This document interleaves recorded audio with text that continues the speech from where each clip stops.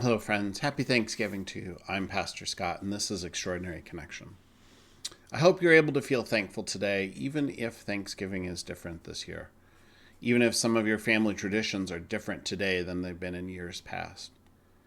I'm thankful that I got to do the devotion on Thanksgiving Day because I've been saving this story for a while just for today.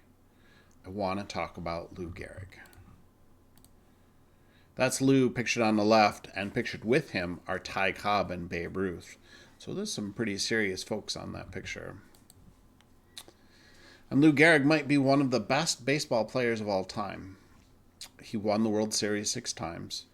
He was a multiple-time All-Star player, and he set numerous league records, some that still stand today.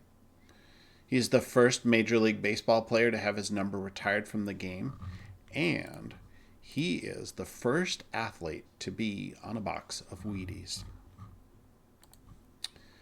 In 1939, at the young age of 36, Lou Gehrig retired from baseball. In what should have been the golden years of his career, as he was primed to set even more records, Lou walked away and left the game. He had contracted a neurological disease, ALS. It's an incurable disease that causes a person to lose control of their muscles, and eventually they're unable to even breathe for themselves. ALS is the disease that Stephen Hawking contracted, though he beat all odds for life expectancy. ALS is a tragic disease, and its incurable prognosis was well known even when Lou contracted it back in the 30s. It was known that he would slowly lose control of his muscles, be paralyzed, unable to swallow, and would eventually die. The doctors gave Lou no more than 3 years. When the New York Yankees heard about Lou's diagnosis and retirement, they wanted to honor him and his career. So on January 4th, 1939, they held a retirement ceremony, and they dubbed it Lou Gehrig Appreciation Day. And it was held on home plate at Yankee Stadium to honor Lou in front of a sold-out crowd. There were different speakers who came out and shared memories of Lou and his career. Speaker after speaker came out and shared memories, gave small tokens of appreciation, each coming out to express their love, but also their grief that one of the best ball players to play was retiring before he should.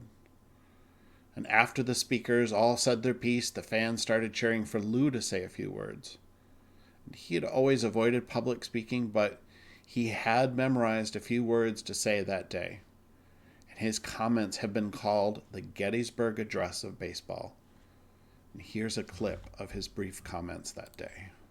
For the past 2 weeks, you've been reading about a bad brag. Today, I consider myself the luckiest man on the face of the earth.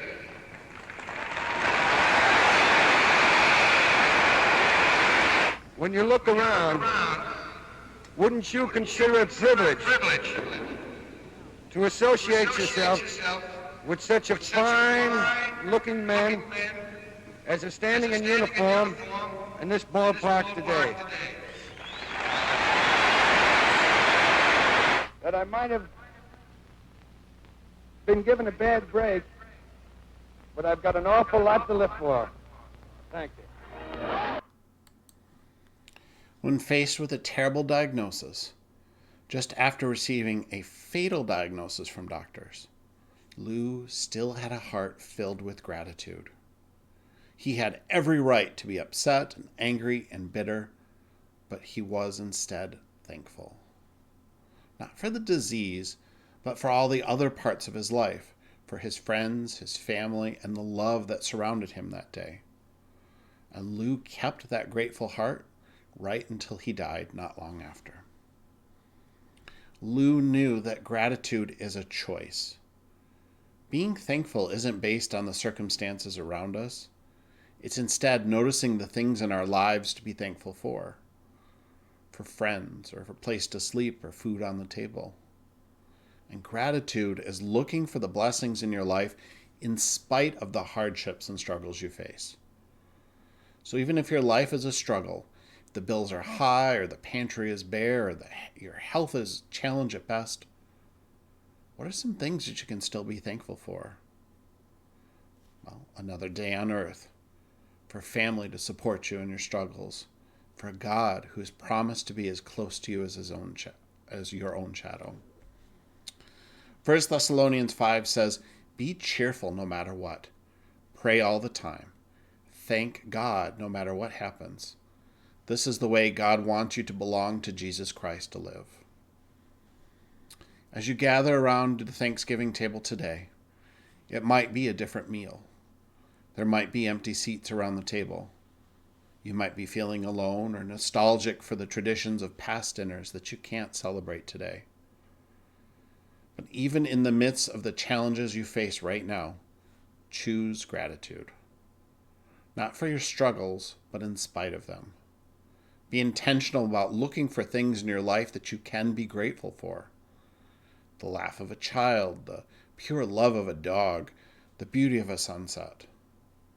And even when things seem their darkness, be grateful for the presence of God who walks with you, loves you, and calls you his beloved child. Happy Thanksgiving, friends. I'll see you again at extraordinaryconnection.org.